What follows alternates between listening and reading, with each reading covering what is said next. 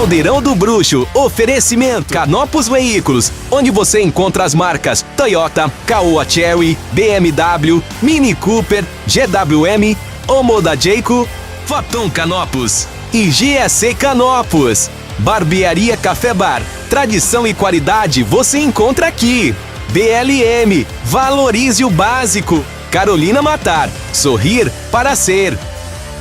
Dilara, Beleza Estética, apresentando para vocês Café com Messias Bruxo, isso mesmo aqui na Praça Popular, no centro da nossa capital, a praça mais famosa do Brasil, gente, badaladíssima. E o Dilara está aqui te aguardando, você mulher, você homem, quer dar uma geral na sua beleza, quer levantar sua autoestima, pode vir para cá, porque aqui é o lugar, tá? Você noiva, se prepare, que aqui vai se transformar no maior centro de noivas do Brasil, hein? Aonde você estiver, a Dilara vai dar jeito de trazer e você vai voltar a casar onde você quer casar, lá na sua cidade, lá no seu local do casamento, tá? Mas isso vou trazer detalhes depois, são projetos futuros aqui do Dilara. Está chegando com tudo.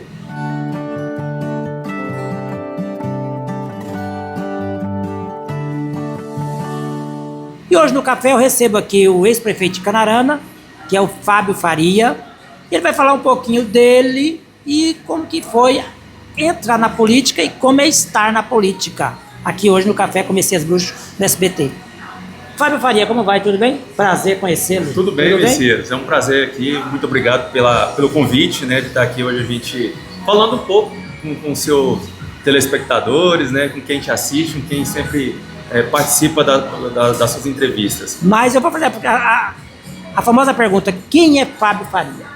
Olha, vamos começar do começo, né? Começo. Eu nasci em Piranhas, uma cidade no interior de Goiás. Na divisa conheço, hein? Pois é, na divisa ali com Mato Grosso, perto de Barra do Garças. Né? E eu mudei para Canarana. Eu nasci do lado, nasci em São Miguel do Araguaia. Pois é, então pertinho mesmo. Pertinho.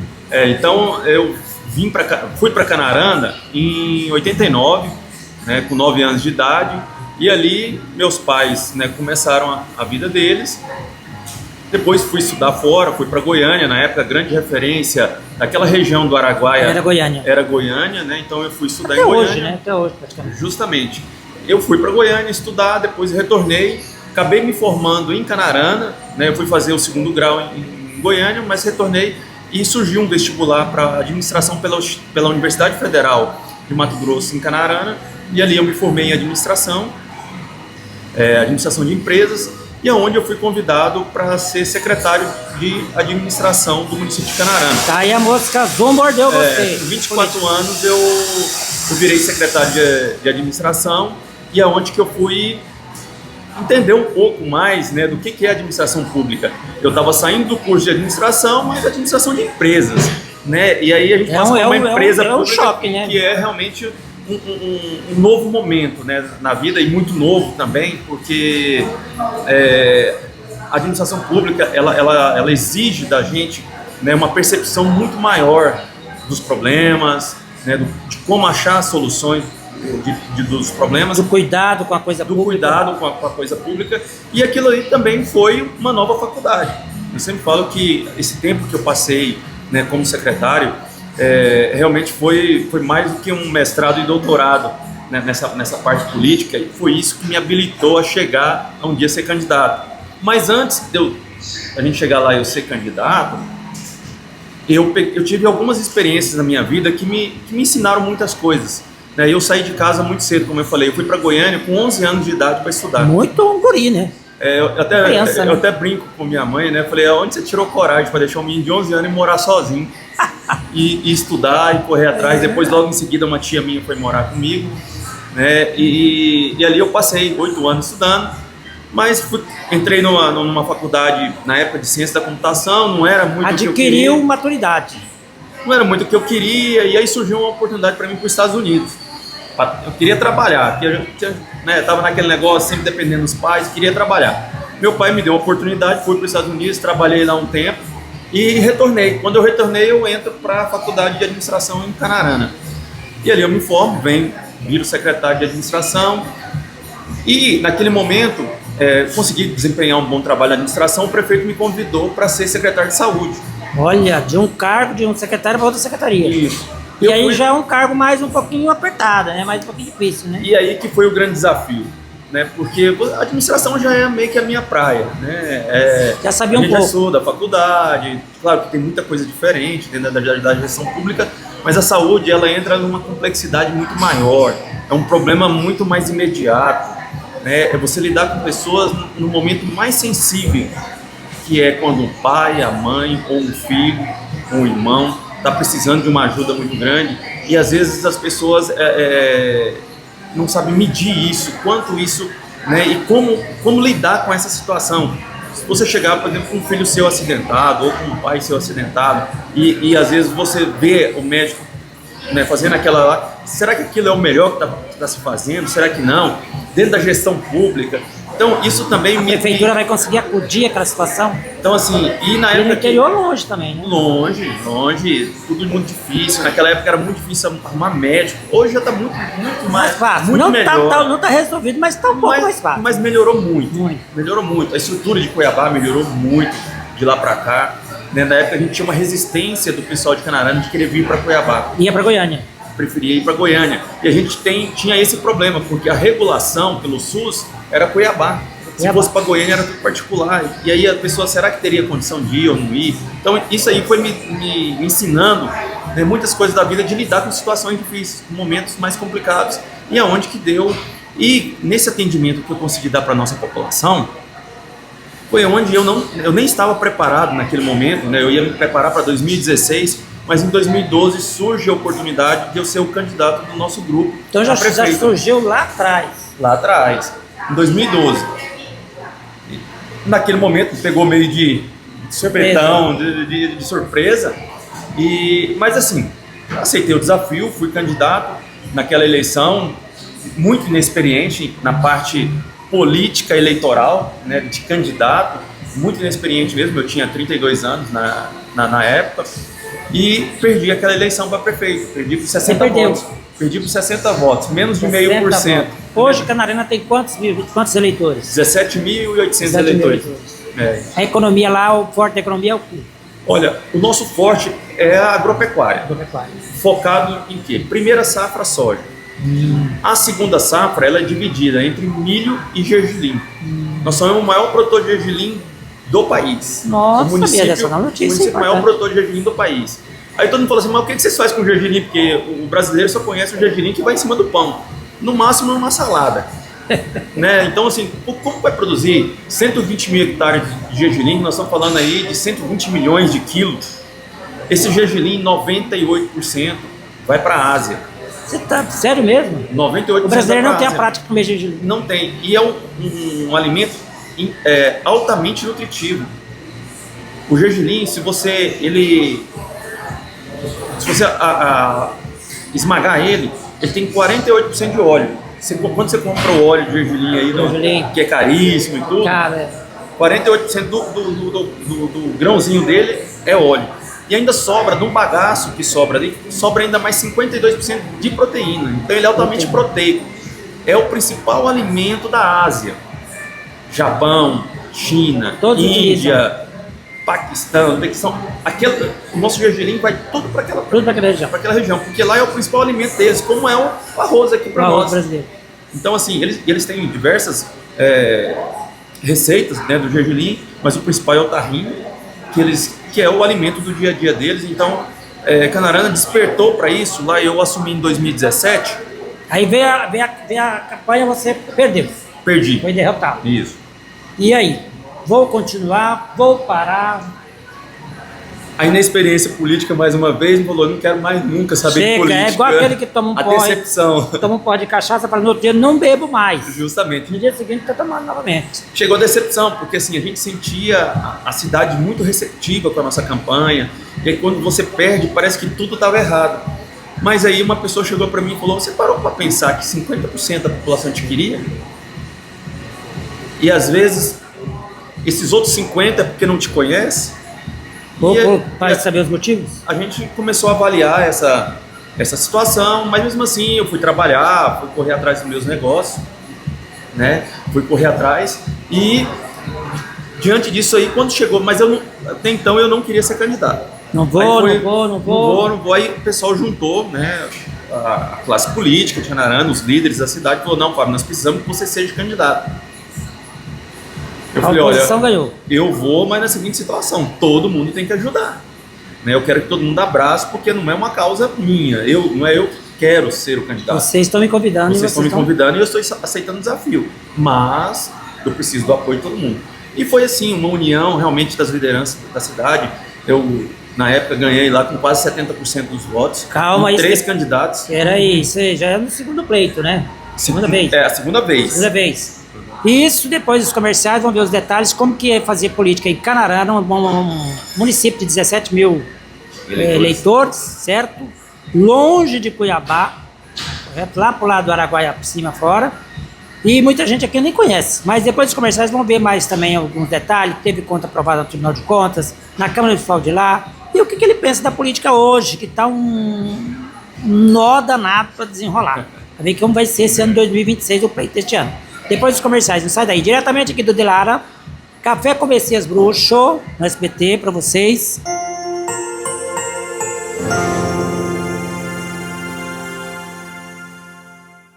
Temos que ter muita clareza antes de começar. Antes de propor qualquer tratamento, o importante é conversar, saber o que você busca e o que vai caber dentro da sua rotina. Então aqui cada plano é único, assim como cada pessoa.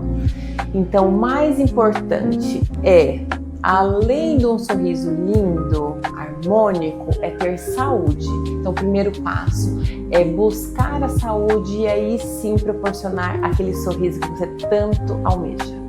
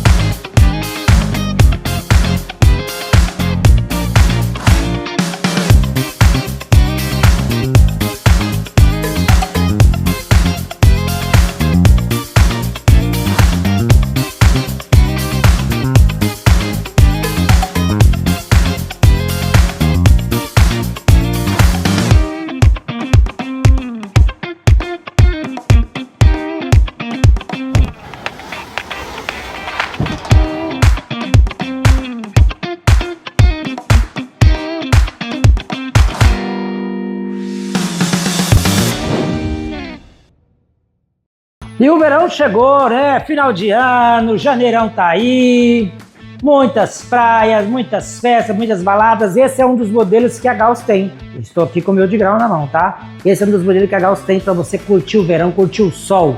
As marcas mais famosas do mundo estão aqui na Gauss Vision Care. Pode passar aqui e pegar o seu, que na primeira lente você compra, na segunda você ganha um presentaço.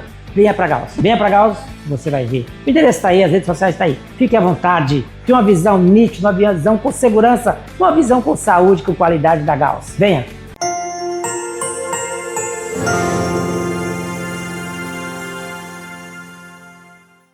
De volta com você, diretamente aqui do Dilaras. Beleza e estética. Você quer levantar sua autoestima? Você mulher, você homem, vai casar, você noiva? Vem aqui pro Dilara que você vai ver que lugar. É um centro de beleza mais completo de Cuiabá, gente. Fiquem à vontade, que a casa de vocês. Olha só, o Fábio Faria está aqui comigo, conversando de política. Ele foi prefeito de Canarana, interior de Mato Grosso. Quantos quilômetros mesmo, Fábio? Daqui hoje, 630 quilômetros. Tudo asfaltado? Tudo asfaltado. Porque antigamente nós dávamos uma volta por Barra do Garça, era 830. 830. Aí o governo Mauro puxou um asfalto, terminou. Começou lá no governo Silval, no Dário Maggi, na verdade.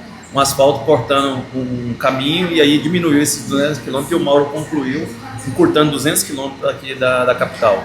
Fala aí, Mauro Mendes, até que fez muitas obras em Mato Grosso, em Cuiabá, principalmente. Com certeza. Parabéns. Um grande governador. Então, voltando à nossa conversa, Canarana, como que é fazer política em Canarana? Eu tenho que explicar um pouquinho o que é Canarana, até para vocês entenderem. Canarana é uma cidade que foi criada por colonizadores gaúchos. Gaúcho. Veio Famosa gauchada, chegou. Isso. O pastor Norberto Schwantz, que virou deputado federal constituinte, né, na época, ele veio e fundou 3 municípios aqui no estado de Mato Grosso, que foi Canarana, Água Boa e Terra Nova. Tudo próximo ali. Justamente, naquela região onde cidades muito bem planejadas, onde veio esse pessoal que começou com essa proposta, né, de vir para colonizar, ocupar o território. Então essa colonização começou lá em 1972. Né, em 81, Canarana se emancipa como município. Então é uma cidade hoje que está com 45 anos. Fez 45 anos agora, dia 15 de fevereiro. Nova cidade. Nova cidade, 45 anos. Então é uma cidade que realmente é diferenciada pela sua proposta de município, pela sua proposta de cidade, ruas muito largas. Nós temos lá nossas avenidas. É uma cidade planejada. Planejada, quadradinha, quadras 100 por 100, lotes bem organizados, ruas, cidade retinha. Você imagina, a nossa avenida central ela tem 60 metros de vão. Nossa. Ela tem 18 metros de pista, 20 de canteiro, mais 18 metros de pista do outro lado. Parabéns. Né? Então, assim, uma cidade bem organizada. É a famosa cidade que tem um avião na praça, né? Um avião que levava os mantimentos lá no início, que levava os mantimentos. Então, assim, é uma cidade que foi colonizada pelo pessoal do Sul, e aí não veio só os gaúchos, né? Que muita gente generaliza o Sul como gaúcho, né? Mas veio o catarinense, o paranaense. Né? Depois foi chegando o pessoal de outros estados, São Paulo, Minas, eu sou goiano. Né? A gente também chegou lá em 89. Então a gente foi começando a participar da política. E a gente viu que é uma cidade realmente que ela é muito crítica, viu, Messias? Não é uma qualquer cidade que Por quê? qualquer um... Porque é um pessoal mais politizado. Um pessoal que exige muito... que sabe o que quer. E exige muito do político. Não é qualquer coisa. Então não é qualquer um que vai virar prefeito e vai ficar no mandato sem ser exigido. Então cobra muito. Então assim, realmente é um pessoal diferenciado. Eu falo que a gente já participei de eleições aí a nível de estado, né, apoiando alguns candidatos, e a gente vê as diferenças regionais. E Canarana realmente é uma cidade que tem um diferencial muito grande e uma população muito politizada, muito exigente. Né? Na hora que você vai pedir o voto, te exige as suas propostas de governo, o que você vai propor para a cidade. Né? E eu sempre falo que eu, quando fui secretário, e aí eu tive assim, cara, eu posso entregar um pouco mais para essa cidade. Né? E aí depois não deu certo, quis desistir, depois retornei e me tornei prefeito. E isso que é gratificante para a gente, é quando você vê as coisas acontecendo na cidade. É você poder ajudar uma pessoa na saúde, é você poder transformar a vida de uma pessoa, às vezes com uma moradia, que ela nunca ia ter a condição de ter aquela moradia, uma pessoa que realmente necessita e que precisa. Então a gente foi nessas transformações. A cidade, quando a gente assumiu, só para você ter uma noção proporcionalmente, né? A maior cidade da nossa região ali, do Araguaia, é Barra do Garças. Barra do Garças. Quando eu assumi em 2017, o PIB de Canarana era 890 milhões. Barra do Garças era 1,5 bi. Quando eu entrego Canarana em 2024, o PIB de Canarana passou para 3,2 bi. Nossa! E Barra do Garças com 2,2. Então a gente conseguiu... Barra do Garças não evoluiu? Evoluiu, mas Canarana evoluiu muito mais. Pelo percentual não entendeu? Evoluiu muito mais. E aí onde que eu te falo? Você falou assim, aonde que tá? E a gente foi atrás, porque assim, qual que era o grande desafio? Eu, quando fui candidato a prefeito a primeira vez, e na época que tinha uma discussão muito grande, porque o frigorífico da cidade, que era o maior empregador, tinha fechado. E eu tinha feito um estudo com os proprietários, ex-proprietários, ou novos que poderiam adquirir. Falou, Fábio, o perfil econômico de Canarana está mudando. O gado está diminuindo e a soja está aumentando. Então, para a gente investir aqui, acaba se tornando inviável. E meu adversário, na época, pregou que ele reabriria o frigorífico, que é onde trazia a grande oportunidade de emprego para essas pessoas, e ali se criou esse discurso. Mas, ponto. Quando eu venho em 2017, que eu inicio, eu falei assim, e agora? Eu preciso achar alguma coisa para cobrando. Exata. O que o pessoal mais cobrava de Canarana? Limpeza. O hospital, porque as mulheres de Canarana iam ter filho na cidade vizinha, em Água Boa, que não tinha um hospital para atender as gestantes de Canarana, e nós tínhamos a primeira escola do município que estava destruída. Né? Então, assim, era o anseio da cidade. Então, eu marquei isso aí e fui para cima.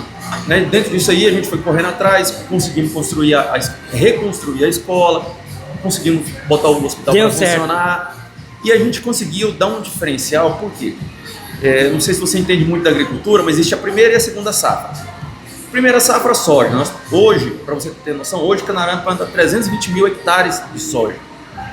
Nós somos a 13ª cidade do país em agricultura, em economia agrícola. Bom. 320 mil hectares de soja. A segunda safra era milho. E o milho ele tem um período para se plantar. Então você planta soja ali em outubro, novembro, finalzinho de novembro, para colher até fevereiro. Mas às vezes, por um motivo ou outro, o produtor não conseguia plantar ele e demorava mais um pouquinho. E para você ter ou pelo menos, não vou falar uma garantia, mas pelo menos uma possibilidade de uma boa colheita do milho, você tinha que plantar até 15 de fevereiro. Seria, que a gente chama a janela do milho. Janela do milho. Depois que você não conseguia plantar milho, você não se plantava mais nada, porque corria o risco de perder. Então ficava assim.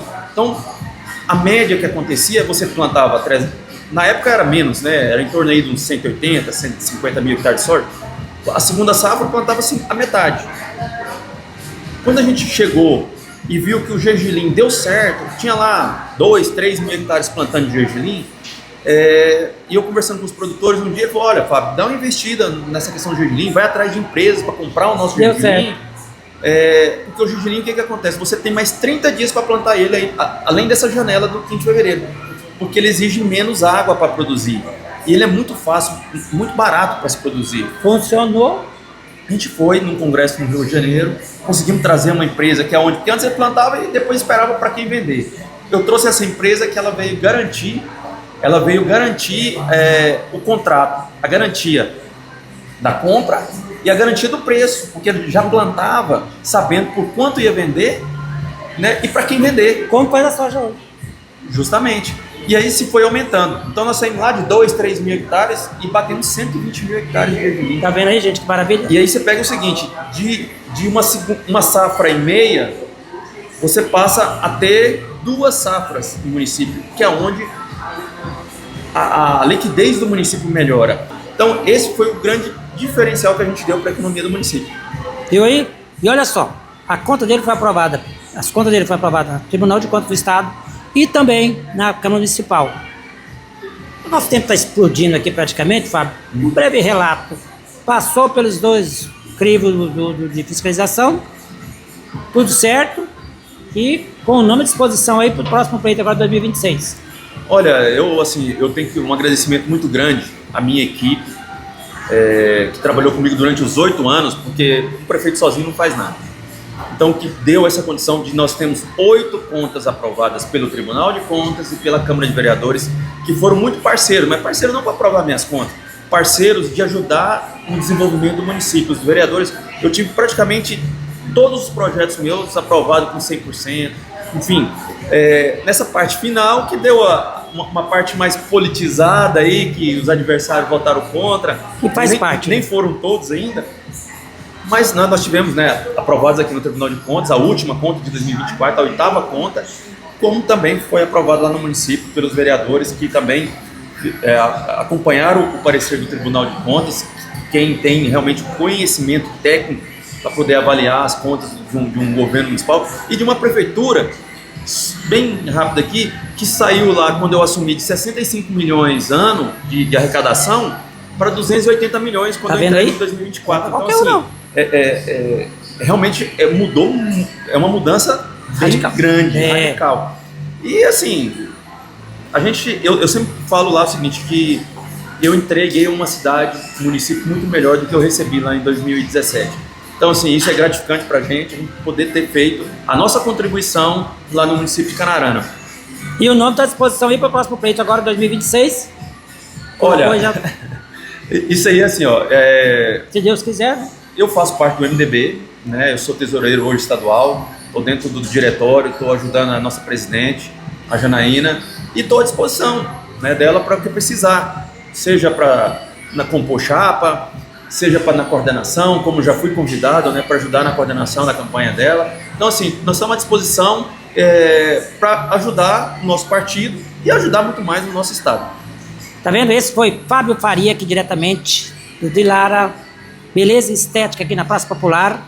Você quer cuidar da sua beleza, vem pro Dilara, tá, gente? Fábio Faria, falando um pouquinho aí da sua administração lá em Canarana. Contando um pouquinho de Canarana para você que não se conhecia Canarana, nem sabia como era Canarana, como é o meu caso. Fiquei agora por dentro da economia e como funciona Canarana. Tá aqui o ex-prefeito. E quem sabe você de Canarana pode voltar a ser prefeito novamente, hein? Tá com saudade? Aguarde, quem sabe. Fábio, muito obrigado e sucesso para você. Tá joia, obrigado, eu que agradeço.